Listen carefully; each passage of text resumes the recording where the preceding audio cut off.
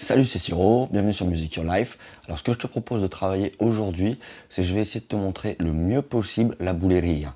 La bulería, c'est un des palos, donc style, de flamenco. C'est celui généralement qu'on veut bosser à la guitare parce que c'est celui qui envoie le plus. Il faut distinguer deux choses, comme d'habitude dans le flamenco, on va distinguer le compas et les falsettas. Alors le compas, c'est la partie rythmique avec les accords inhérents, le tempo, les embellis de compas, tout ce qui concerne la partie rythmique intrinsèque au palo qu'on est en train de jouer. Voilà. Et les falsettas, c'est quand on décroche en micro-composition à l'intérieur des mélodies, mais toujours en respectant l'harmonie, bon ça peut être très tendu, et la rythmique du style dans lequel on est en train de jouer. C'est très important de capter les palmas, c'est-à-dire les claps.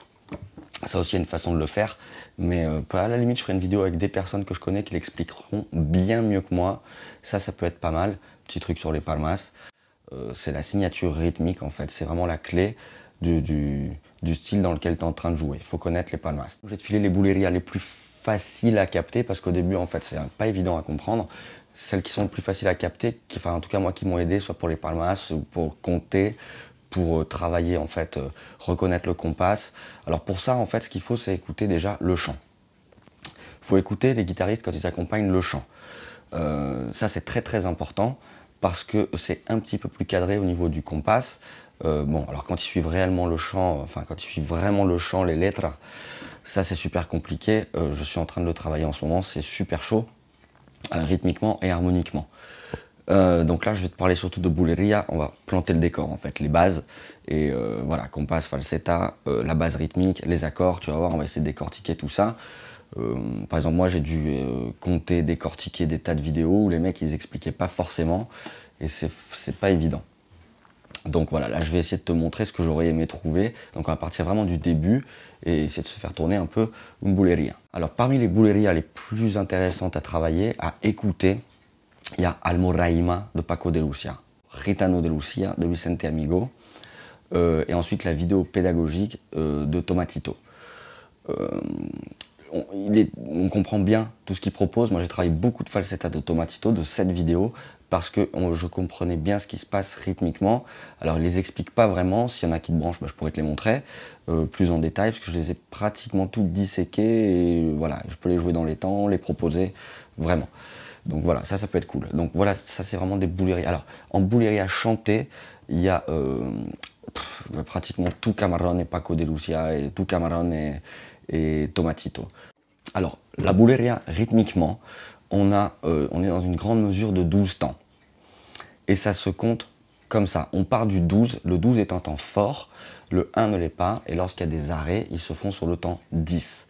Donc ça fait 12, 1, 2, 3, 4, 5, 6, 7, 8, 9, 10, 11, 12, 1, 2, 3, 4, 5, 6, 7, 8, 9, 10, 11, 12, 1, 2, 3, 4, 5, 6, 7, 8, 9, 10, 11, 12, 1, 2, 3, 4, 5, 6, 7, 8, 9, 10.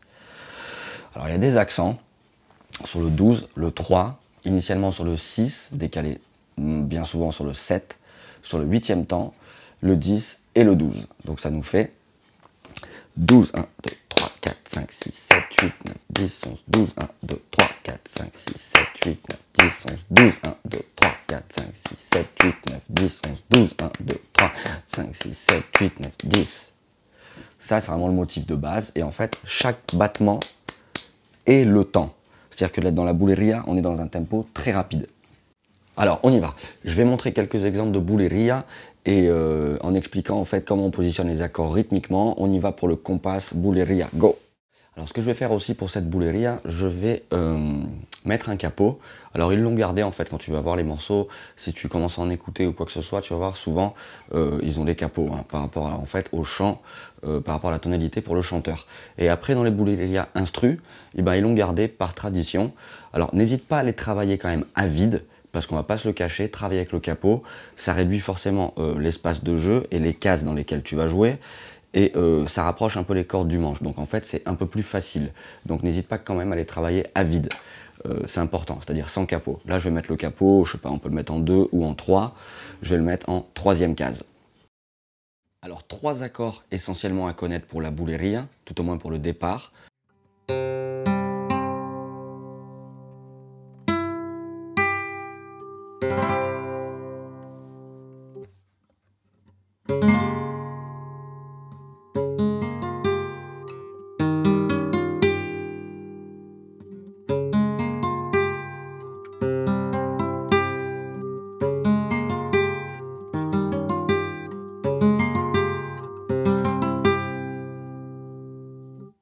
niveau de la main droite maintenant, on va voir un peu comment en fait faut se positionner et les façons qu'on a de jouer.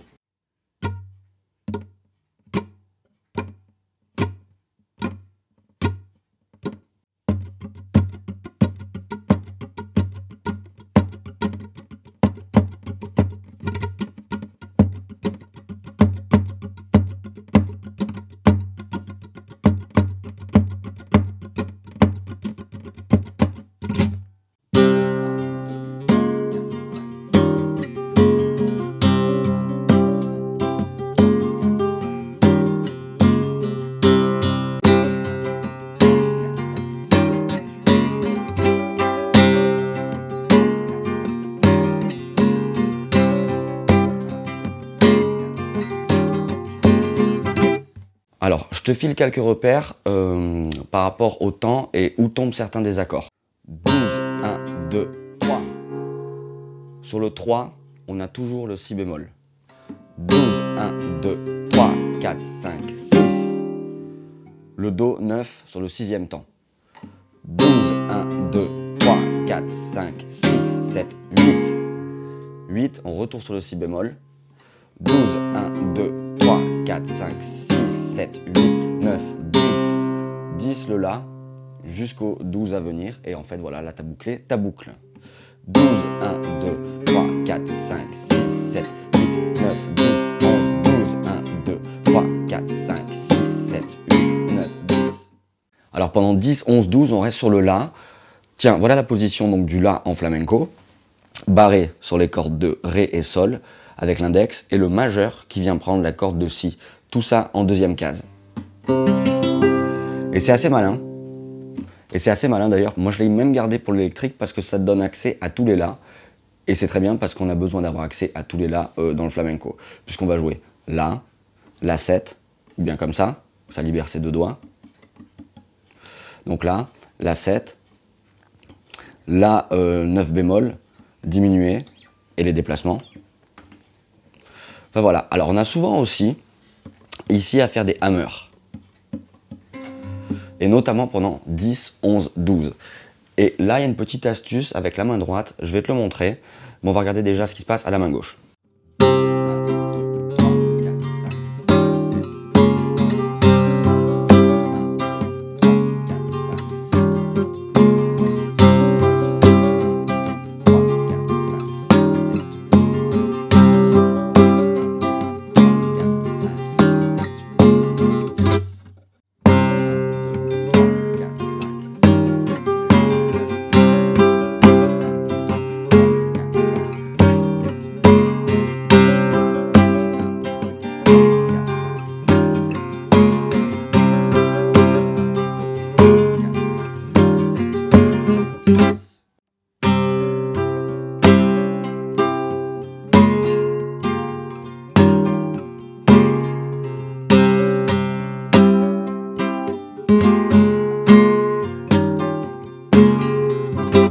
Donc intègre bien ce qu'on passe dans la mesure de 12 temps, bosse bien les palmas et après en fait tu peux commencer à proposer quelques variantes, quelques embellis de compas.